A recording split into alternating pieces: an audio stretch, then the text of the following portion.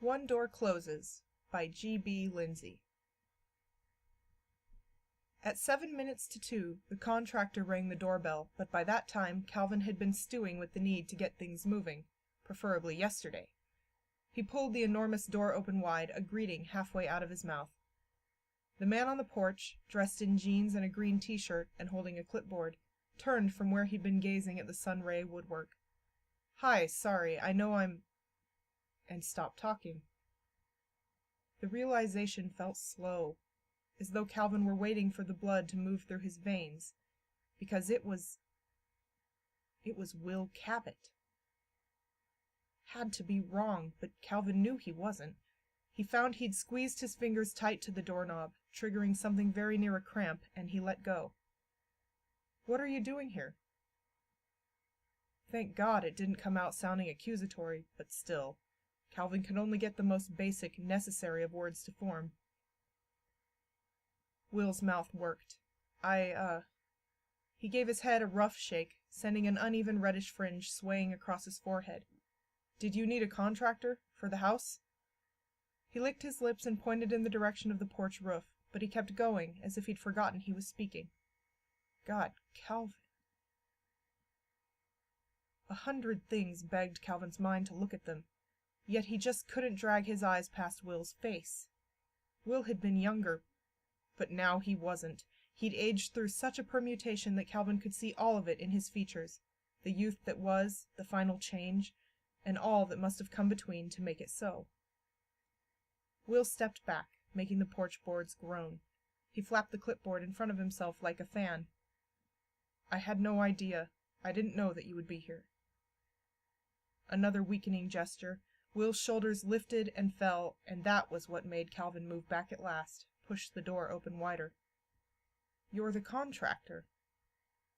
Will hadn't been planning to go into construction, had he? Not in high school, at least, or landscaping, or... "Did you call?" Will asked, earnest. "Because I can go. I can get someone else." "No!" Will froze, and Calvin had to take it in all over again. Things he hadn't seen or felt in over a decade. He hadn't ever expected to see or feel them again, that was the thing. But his body still reacted, his thoughts slammed back in time, and his lungs expanded too far, and hell, his mouth hurt. Why, oh why, couldn't he avoid sounding so urgent? It would have waited. Moments like this always waited. There would have been time to collect himself, to go out onto the porch and foil Will's escape.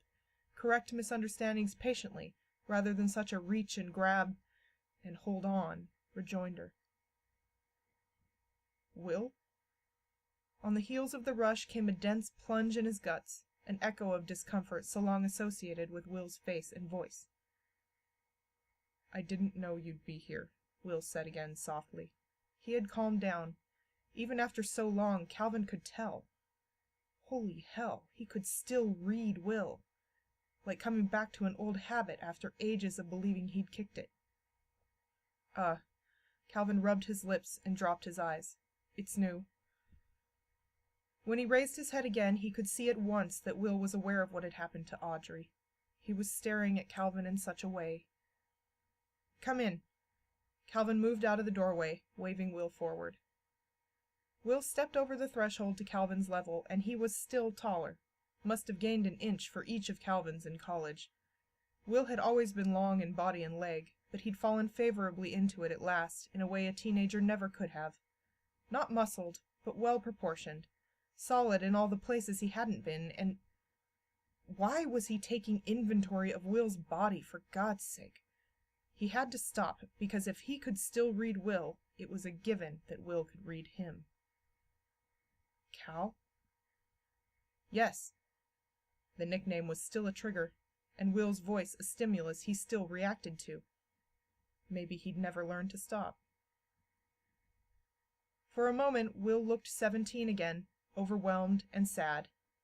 "I swear to you I didn't know you were here." The intimation that Will wouldn't have come here at all if he'd known was obvious.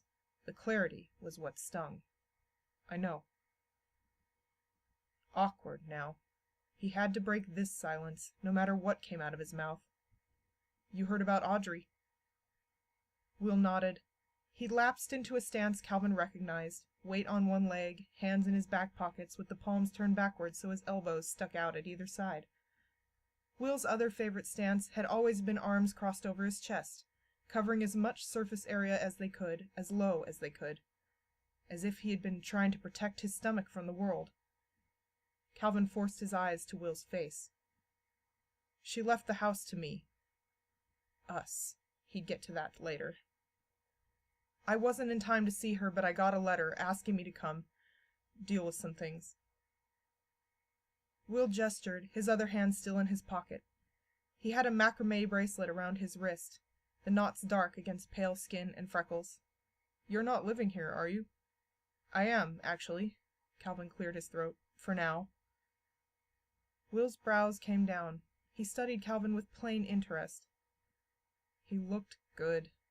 Calvin had always imagined good things for him. Despite the barricade of Will's body language when Calvin had first known him, his intelligence and overt friendliness had always asserted themselves, especially against the backdrop of Calvin's intense quietude. Will hadn't known what he would do with his adult life, but he'd said that whatever it was, he'd do it right.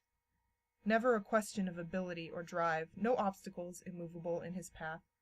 And yet this remaining fascinating hesitance, all that was forced low, needing to find some outlet, even a tiny and rare one. Shy had been the word in high school. Now Calvin would call him reserved, just this side of cautious. It was Will's turn to clear his throat. I do live here, in town. There may have been something accusatory in Will's voice, or it could have been Calvin's fabrication. He felt guilty enough that everything sounded like a judgment in terms of Audrey, in terms of this house, this town. But Will's eyes didn't linger. They rose to take in the entrance hall's high ceiling with all its rich red wood, the door straight on into the living room, and the wider door that opened into the dining room. The gargantuan Victorian felt smaller with Will standing in its foyer again, finally at his full height. I didn't know she was sick, Will said.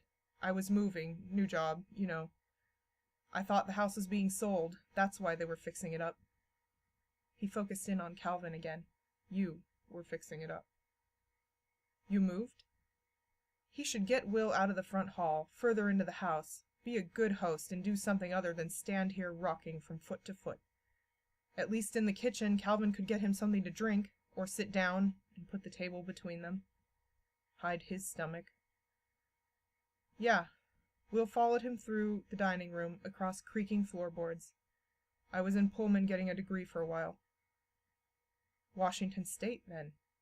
And that was another Willism. He threw stuff like that away like it happened every day, a blip rather than a milestone, and part of Calvin still knew not to press when Will did that, avoided talking about himself like it embarrassed him. But Will gave a sigh that turned Calvin around on his way to the cupboard. He stood back in the doorway that separated dining room from kitchen, looking troubled again, like he didn't belong. Look, the truth is, his mouth twisted. I saw the job order and I asked for it. I didn't get to see her before she died, and I thought I would just come back, see the place one more time, say goodbye, something. The expression on Will's face was exactly what Calvin's insides felt like whenever he set foot in Audrey's old bedroom. He sat at the table, taking it slowly in case Will spooked, and pushed the opposite chair out with the edge of his foot. So how have you been, Will? It came out on a sigh, but thankfully not a sad one. Will folded down into the proffered chair and relaxed back as though his muscles had been cramped for too long. The smile he gave Calvin across the table was weak, but real at last.